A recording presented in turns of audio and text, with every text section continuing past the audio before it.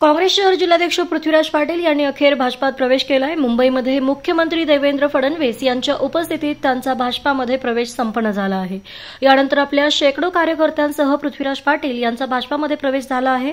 भाजपा प्रदेशाध्यक्ष रवींद्र चव्हाण, सांगलीचे पालकमंत्री चंद्रकांतदादा पाटील, ग्रामविकास मंत्री जयकुमार गोरे, सांगलीचे आमदार सुधीरदादा गाडगीळ, मिरजेचे आमदार सुरेश खाडे, शिराळ्याचे आमदार सत्यजित देशमुख यांच्यासह भाजप नेत्यांच्या प्रमुख उपस्थितीमध्ये मुंबईत हा पक्ष प्रवेश सोहळा संपन्न झाला।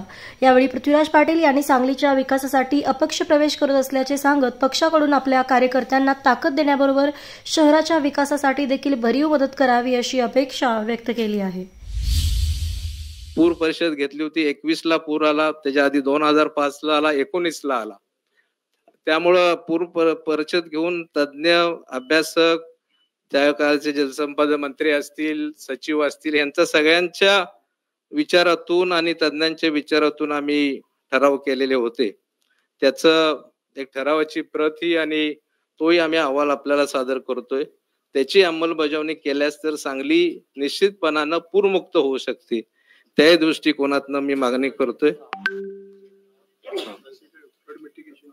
अच्छा, दादानी आता त्या ठिकाणी 700 कोटीची फ्लड मिटिगेशनची योजना आणलेली आहे आणि त्या जोपर्यंत जमिनी वर्ग 1 वर होत नाहीत, म्हणजे त्यांचं नाव सातबाऱ्यावर लागत नाही, तोपर्यंत त्यांना तिथं काही करता येत नाही। असे 30 ते 35 हजार घरं आहेत।